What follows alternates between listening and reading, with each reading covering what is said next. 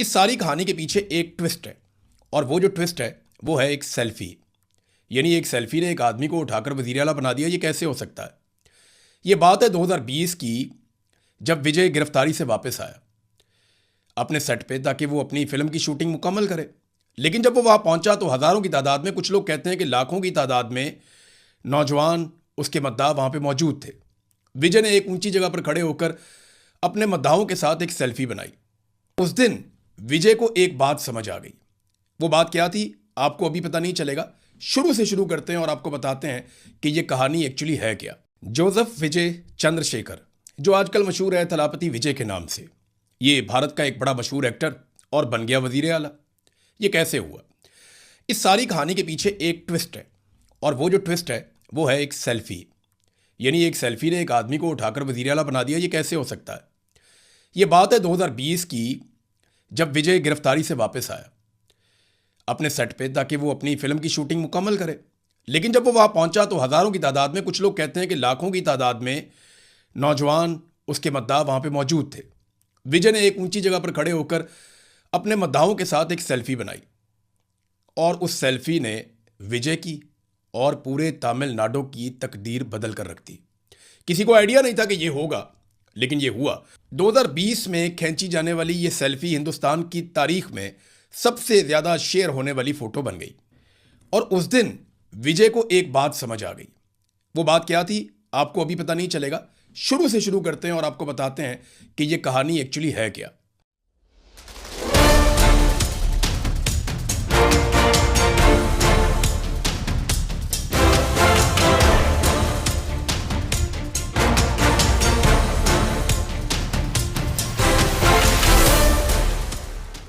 बिस्मिल्लाहिर्रहमानिर्रहीम। अस्सलाम वालेकुम नादरीन, आप यूट्यूब चैनल देख रहे हैं। मैं इमरान खान हूँ। नादरीन, एक इंसान जो अपने करियर के अरूज पर हो और एक फिल्म साइन करने के लिए 200 करोड़ रुपए लेता हो, जिसके नाम पर सिनेमा घरों के बाहर बड़ी लंबी लंबी लाइनें लग जाती हों, जिसे साउथ इंडिया में भगवान की तरह पूजा जाता हो, अगर वो अचानक ये ऐलान कर दे कि मैं अब फिल्में नहीं बनाऊंगा, मैं अब सियासत में आ रहा हूं, तो आप भी यकीन नहीं करेंगे इतना बड़ा करियर छोड़ के कौन आता है।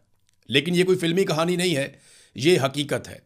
तमिलनाडु के सबसे बड़े सुपरस्टार्स में से एक जोसेफ विजय चंद्रशेखर, जिन्हें दुनिया अब थलापति विजय के नाम से जानती है, ये सियासत में आ गया और कामयाब भी हो गया। हिंदुस्तान की सियासत में अदाकार पहली मर्तबा नहीं आए, पहले भी आते रहे। रजनीकांत ने कई सालों तक सियासत में आने का ख्वाब देखा, लेकिन फिर पीछे हट गया। और विजय ने सीधा मैदान में उतरकर सिस्टम को ललकार दिया। और आज की इस तफसीली रिपोर्ट में हम ये जानेंगे कि आखिर थलापति विजय ने फिल्में छोड़कर सियासत का मुश्किल रास्ता क्यों अपनाया।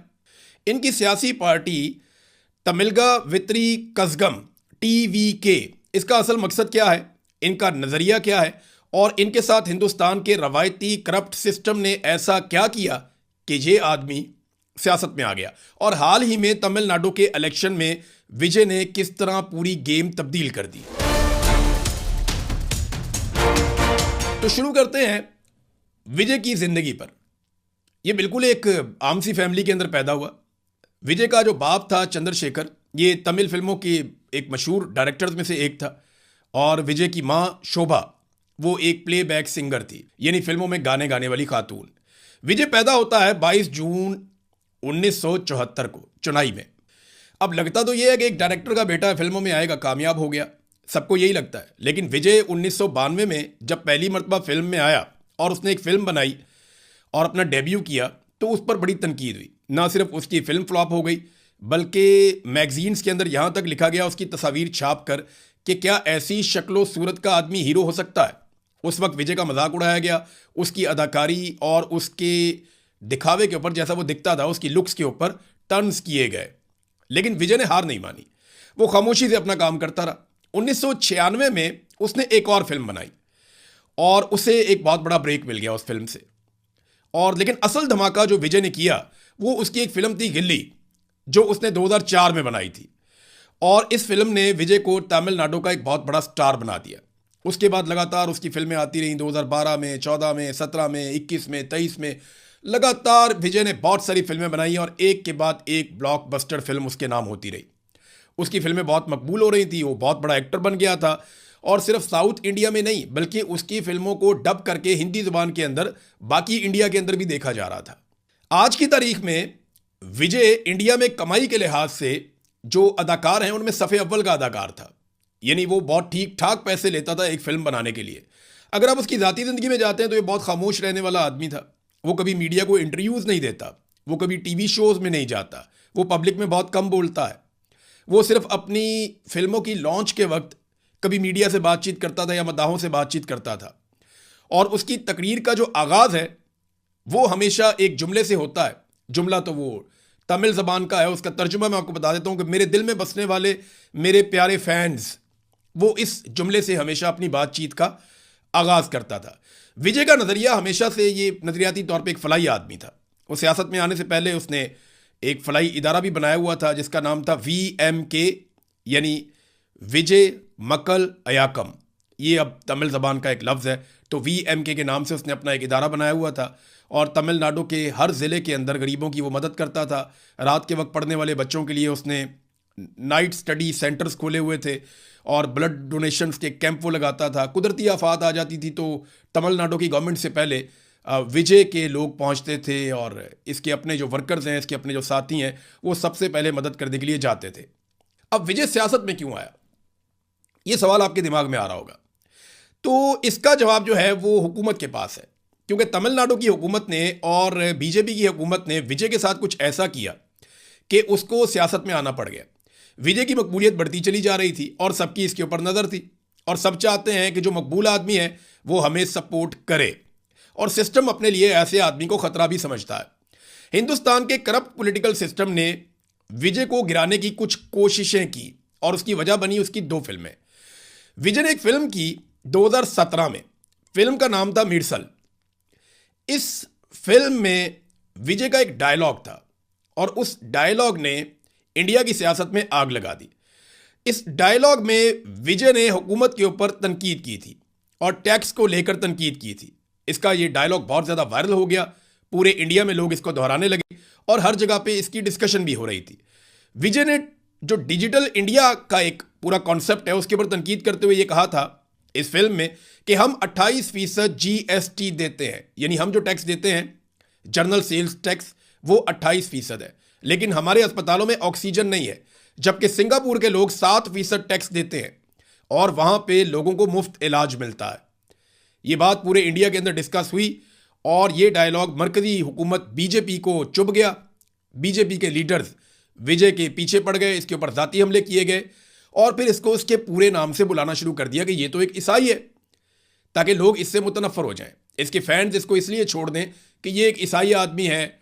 और आपको पता है बीजेपी हमेशा से मज़हब का कार्ड इस्तेमाल करती है, तो उन्होंने इसके खिलाफ मज़हब का कार्ड इस्तेमाल किया, लेकिन तमिलनाडु की आवाम विजय के साथ खड़ी हो गई और फिल्म जो थी वो मेगा ब्लॉकबस्टर फिल्म गई, वो बहुत मशहूर हो गई। इस कंट्रोवर्सी के बाद 2018 में विजय ने एक और फिल्म बनाई। फिल्म का नाम था सरकार। सरकार नाम से इंडिया में और फिल्में भी बनी, लेकिन विजय की फिल्म में एक ऐसा सीन था जिसने पूरे तमिलनाडु की सियासत की जड़ों को हिलाकर रख दिया। हुआ ये कि 2018 में जो एक फिल्म बनाई सरकार, ये फिल्म कोई एक्शन थ्रिलर टाइप की फिल्म नहीं थी। ये एक्चुअली विजय का एक सियासी मंशूर था। यानी अगर आप देखें तो विजय का जो कॉन्सेप्ट है वो आपको इस फिल्म में नजर आता है। ये एक ऐसे बिजनेसमैन के गिर्द घूमती है पूरी फिल्म, जो बैरून मुल्क से इंडिया अपना वोट डालने के लिए आता है, लेकिन उसको पता चलता है कि उसका वोट तो कोई और डाल गया। यहां से वो हिंदुस्तानी आइन के सेक्शन 49P के तहत अपना वोट वापस मांगता है और पूरे करप्ट इलेक्शन सिस्टम के खिलाफ एक तहरीक खड़ी कर देता है। अब इस फिल्म में ना सिर्फ ये एक बहुत बड़ा प्रॉब्लम था कि वोट कोई और डालकर चला गया, बल्कि एक प्रॉब्लम और भी था। वो ये था कि इसमें एक सीन था जिसमें तमिलनाडु की जो हुक्मरान पार्टी है AIADMK, ये पार्टी का नाम है, उसके तन बदन में आग लग गई और उनको परेशानी पैदा हो गई कि ये इसने क्या किया। अब इस फिल्म में हुआ ये कि हिंदुस्तानी सियासत खासतौर पे तमिलनाडु में एक बहुत पुरानी बीमारी है। इस बीमारी का नाम है फ्री बीज कल्चर। ये फ्री बीज कल्चर क्या है जी? ये फ्री बीज कल्चर है मुफ्तखोरी का एक निज़ाम। इसमें होता यह है कि हुक्मरान लोगों को चीज़ें बांटते हैं, जैसे पाकिस्तान में सिलाई मशीनें बांटते हैं, लैपटॉप बांटते हैं, लोगों को कुछ ना कुछ थोड़ा बहुत कोई कार्ड दे दिया, ये दे दिया, वो दे दिया, तो छोटी छोटी चीज़ें बांट के लोगों को राज़ी करने की कोशिश करते हैं। तो इंडिया में ख़ास तौर पे तमिलनाडु में ये बहुत ज़्यादा होता था। वहाँ पे सियासतदान गरीब आवाम को वोट के बदले में मुफ्त दे देते थे mixer, juicer, grinder, TV set, laptop, इस तरह की चीज़ें बांटते थे। फिल्म सरकार के एक सीन में विजय ने अवाम को एहसास दिलाया कि हुकूमतें उन्हें ये चंद हज़ार की मुफ्त चीज़ें देकर उनका लाखों का हक मार लेती हैं। और इसके बाद फिल्म में दिखाया जाता है कि अवाम गुस्से में आकर हुकूमत के दिए हुए तमाम मिक्सर, ग्राइंडर, लैपटॉप, टीवी, वो बाकी सारी चीज़ें लाकर एक चौक में रख के आग लगा देते हैं। यही वो सीन था जिसने हुक्मरान पार्टी की नींदें उड़ा दी, क्योंकि ये जो कल्चर था ना, फ्री बीज कल्चर, ये जो तमिलनाडु की हुक्मरान जमात थी AIADMK, उनकी एक लीडर जयललिता ने उरूज पे पहुंचाया था। और उसके बाद जो कुछ हुआ वो किसी फिल्मी ड्रामे से कम नहीं था। पार्टी के वुज़रा ने खुलेआम विजय पर और फिल्म के डायरेक्टर पर बगावत का मुकदमा चलाने की धमकियां दी। पार्टी के गुंडे सड़कों पे निकल आए, सिनेमा घरों पे हमले किए गए और जिन स्क्रीन पे फिल्में चल रही थी उन्हें ज़बरदस्ती बंद करवा दिया गया। सिनेमा के बाहर जो थलापति विजय के 100 फुट लंबे बहुत सारे बैनर लगे हुए थे उनको फाड़ दिया गया और उनको जला दिया गया। रात के वक्त पुलिस की भारी नफरी डायरेक्टर को गिरफ्तार करने उसके घर पहुंच गई। विजय और उनकी पूरी टीम पर शदीद दबाव डाला गया। उन्हें डराया और धमकाया गया कि वो आइंदा कभी सिस्टम के खिलाफ बोलने की जुर्रत ना करें। मजबूरन सिनेमा घरों को बचाने के लिए और फिल्म चलती रहे, इसलिए वो आग लगाने वाला जो सीन है वो उस फिल्म में से एडिट कर दिया गया, काट दिया गया। अब आ जाए वो सेल्फी वाला वाकया जो 2020 में हुआ। हुकूमत का दिल तो भर नहीं रहा था और उनको आइडिया था कि विजय कितना डैमेज कर चुका है अपने पैगामात के जरिए से। इनकलाबी किस्म का आदमी था और वो फिल्मों में ऐसे टॉपिक्स को डिस्कस करता था। सिस्टम का सबसे बड़ा जो वार था वो 2020 में हुआ। विजय अपनी फिल्म मास्टर की शूटिंग कर रहा था कि उस वक्त इनकम टैक्स के अफसरान ने उसको शूटिंग के बीच में से उठा लिया और मुसलसल 30 घंटे तक उसके घर की तलाशी ली, उसको अपनी हिरासत में रखा। लेकिन हुकूमत को उनके घर से कुछ भी नहीं मिला, कोई गैर कानूनी पैसा भी नहीं मिला। जब विजय अपनी शूटिंग के लिए अपने सेट पर वापस आया तो वहाँ पे लाखों की तादाद में उनके फैंस और उनके सपोर्टर्स खड़े थे। तब विजय ने बस ऊपर चढ़ के बस के ऊपर खड़े होकर एक सेल्फी ली थी अपने मद्दाहों के साथ। ये सेल्फी हिंदुस्तान की तारीख में 20 साल में सबसे ज़्यादा रीट्वीट होने वाली तस्वीर बन गई। इन तमाम वाक़यात ने विजय को एक बात समझा दी जो मैंने आपको इस वीलॉग के शुरू में कही थी कि आप सिस्टम से बाहर रहकर सिस्टम पे तनकीद कर सकते हैं, लेकिन अगर आपने सिस्टम को ठीक करना है तो आपको सिस्टम में उतरना पड़ेगा। अगर आप बाहर ही रहेंगे तो सिस्टम आपको कुचल कर रख देगा। अगर सिस्टम को साफ करना है तो इस कीचड़ के अंदर आना पड़ेगा। और यही इनकी सियासत में आने का सबसे बड़ा मुहर्रिक या मोटिव वो बन गया। आखिरकार वो दिन आ गया जिसका करोड़ों मदाहों को इंतजार था। 2 फरवरी 2024 को थलापति विजय ने बाकायदा अपनी सियासी पार्टी का ऐलान कर दिया। उनकी पार्टी का नाम है तमलगा वेत्री कज़गम, यानी इसको बुलाया जाता है TVK के नाम से, और इस पार्टी के नाम का मतलब है तमिलनाडु की जीत की पार्टी। विजय ने ऐलान किया कि उनकी पार्टी 2024 का जो इलेक्शन आ रहा है वो नहीं लड़ेगी और ना ही किसी को सपोर्ट करेगी, बल्कि इनका असल जो हदफ है वो 2026 में तमिलनाडु के जो रियासती इंतखाबात होने जा रहे हैं वो उसको अपना निशाना बनाएंगे। विजय ने इंतहाई दलेराना फैसला किया और अनाउंस कर दिया कि अपनी पहले से साइन की हुई 2 फिल्में मुकम्मल करने के बाद वो फिल्म इंडस्ट्री को हमेशा के लिए छोड़ देंगे और ख़ुद को मुकम्मल तौर पे आवाम के लिए वक्फ कर देंगे। ये एक ऐसा फैसला है जो हिंदुस्तान की तारीख में शायद ही किसी सुपरस्टार ने अपने पूरे करियर में किया हो। विजय ने अपनी पार्टी लॉन्च की, अपनी पार्टी का झंडा लॉन्च किया। पार्टी के अंदर 2 हाथी बने हुए हैं जो ताकत की और जद्दोजहद की अलामत हैं, और बीच में एक फूल बना हुआ है। जब बादशाह जीत कर आते थे तो वो फूल पहनते थे। ये झंडा जो है ये तमिल की सकाफत को, बहादुरी को और फतह को जाहिर करता है। हिंदुस्तान की सियासत की एक हकीकत है कि यहाँ टिकट उन्हें मिलता है जिनके पास पावर होती है, काला धन होता है या कोई बहुत बड़ा सियासी खानदानी पस मंज़र होता है। लेकिन विजय ने नहीं किया ऐसा। विजय ने टिकट किन लोगों को दिया? विजय ने खोखले नारों वाला काम नहीं किया। उनकी हिकमत अमली ग्रास रूट लेवल यानी निचली सतह पर काम करने वालों पर है। 2021 में विजय की सियासत में बाकायदा एंट्री से पहले ही उनके फलाही इदारे विजय मक्कल अयाकम के मेंबरान ने तमिलनाडु के मुख्तलिफ इलाकों से लोकल बॉडीज़ के इलेक्शन लड़े थे और हैरानकुन तौर पे उन्होंने 100 से ज़्यादा सीटें जीतकर सबकी नींदें उड़ा दी थी।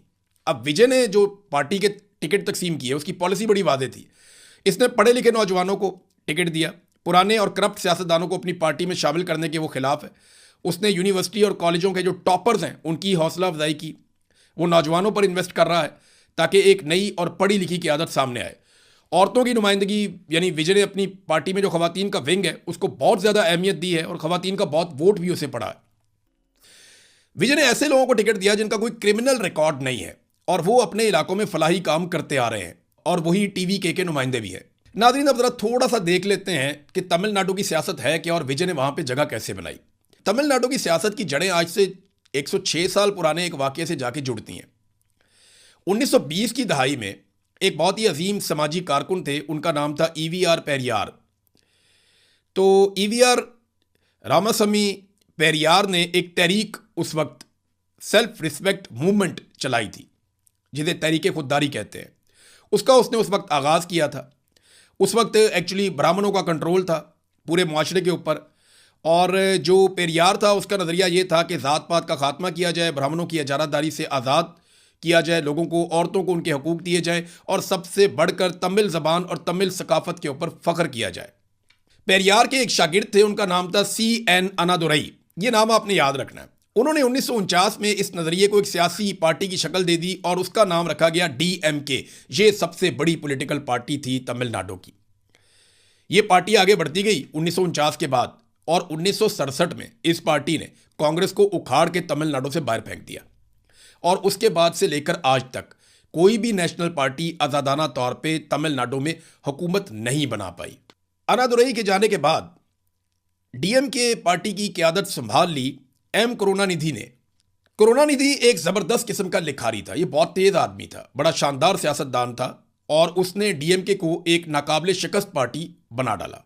पार्टी में करुणानिधि का एक बहुत बड़ा असासा था उस वक्त का एक शानदार एक्टर, जिसका नाम है MG रामचंद्रन।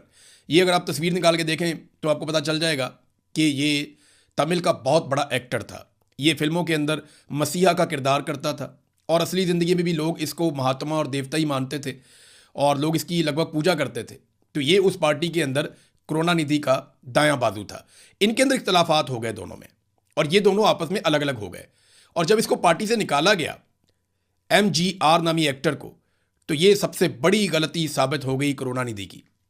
MGR ने 1972 में अपनी एक अलग पार्टी बना ली, और उस पार्टी का नाम रखा AIADMK। पहले वाला नाम DMK था, शुरू में लगा दिया AIA, जिसका मतलब था ऑल इंडिया आना। अब ये पार्टी एक नई पार्टी बनके सामने आ गई। तब से लेकर अब तक एक मरतबा हुकूमत आ जाती है DMK की, एक मरतबा हुकूमत आ जाती है AIADMK की। तो ये आपस में ही दोनों खेलते रहे हैं। एक्टर MGR की मौत के बाद उनकी सियासी वारस बन गई एक और मशहूर फिल्मी अदाकारा, जिनका नाम है जयललिता, जिन्हें तमिल अवाम प्यार से अम्मा कहकर पुकारती थी। फिर अगली 3 दहाइयों तक, यानी 1990 से लेकर 2016 तक, तमिलनाडु की सियासत में ये 2 लोग ही थे, एक जयललिता थी और दूसरे करुणानिधि। ये दोनों कभी एक जीतता था, कभी दूसरा जीतता था। ये दोनों 2016 और 2018 में दुनिया से चले गए। दिसंबर 2016 में जयललिता का इंतकाल हो गया, और अगस्त 2018 में करुणानिधि भी दुनिया से चले गए। इनके जाने के बाद तमिलनाडु की सियासत में एक बहुत बड़ी खलीज पैदा हो गई। जो जयललिता की पार्टी थी वो टूट फूट का शिकार हो गई, जबकि करुणानिधि की पार्टी जो है वो उनके बेटे ने संभाल ली। इस इलेक्शन से पहले तक करुणानिधि के बेटे MK स्टालिन तमिलनाडु के वजीर आला थे। MK स्टालिन काफ़ी सुलझा हुआ आदमी है, लेकिन उसमें वो कशिश नहीं है या उसके अंदर वो जनून नहीं है जो विजय में था, और ये अपने वालिद की तरह एनर्जेटिक भी नहीं है, ना ही इसमें जयललिता वाली बात है। अब मामला यह है कि DMK पार्टी का वजीर आला तो है, लेकिन निस्बतन कमज़ोर, जबकि जयललिता की मौत के बाद उनकी पार्टी जो है वो टुकड़ों में तकसीम हो गई। बीजेपी को, क्योंकि उनकी सियासत मजहब पे है, उसकी जगह तमिलनाडु में बन नहीं रही, तो यहाँ पे एक बहुत बड़ा वैक्यूम पैदा हो गया। ये वो परफेक्ट टाइमिंग है, यही वो खला है जिस पर थलापति विजय ने वार किया। 50 सालों में पहली बार तमिलनाडु का दरावड़ी किला इतना कमज़ोर हुआ, और अवाम एक नए साफ सुथरे और करिश्माती लीडर की तलाश में थी, और तमिल अवाम के लिए इस वक्त थलापति विजय से बड़ा कोई करिश्मा नहीं था। विजय ने इसी दरावड़ी नज़रिए, यानी समाजी इंसाफ, मसावात, तमिल ज़बान की हिफाजत को अपनाया, लेकिन उसे ख़ानदानी सियासत और करप्शन से पाक करके एक नए दौर की बुनियाद रखने का उसने ऐलान कर दिया। अब 2026 के इंतखाबात होते हैं तमिलनाडु के असेंबली के। 23 अप्रैल 2026 को तमिलनाडु की 234 नशिस्तों पर वोटिंग होती है। विजय ने किसी भी बड़ी पार्टी के साथ इत्तेहाद करने की बजाय अकेले इलेक्शन लड़ने का फैसला किया। टीवी के जो विजय की पार्टी है उसने 234 में से 108 नशिस्तें जीतकर पूरे भारत को हैरान करके रख दिया।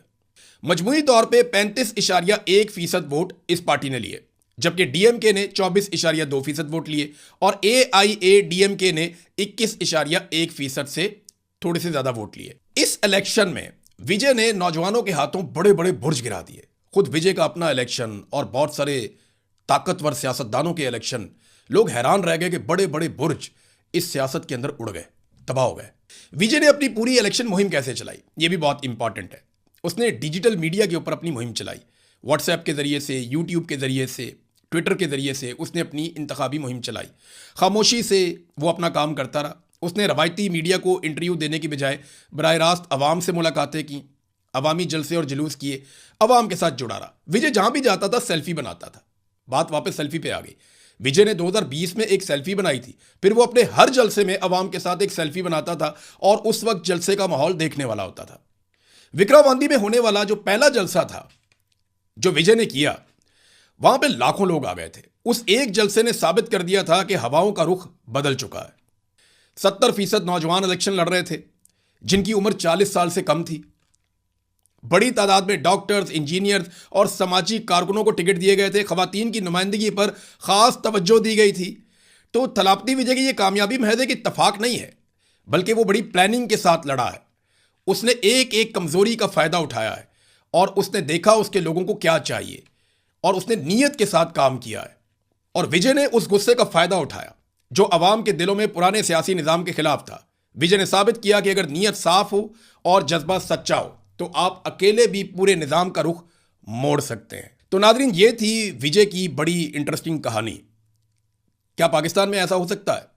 इमरान खान ने एक नई पार्टी बनाई थी, उससे लोगों को बहुत सारी उम्मीदें थी। क्या वो उम्मीदें पूरी हुई या वो उम्मीदें पूरी होंगी? मैं जानता हूं पाकिस्तानी बड़ी शानदार कौम है।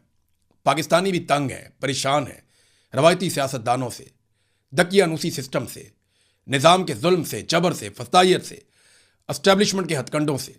एक दिन आएगा कि पाकिस्तानी भी जान छुड़ाएंगे। अब तक के लिए इतने। अपना ख्याल रखिएगा, अपने चैनल का भी। अल्लाह हाफ़िज़।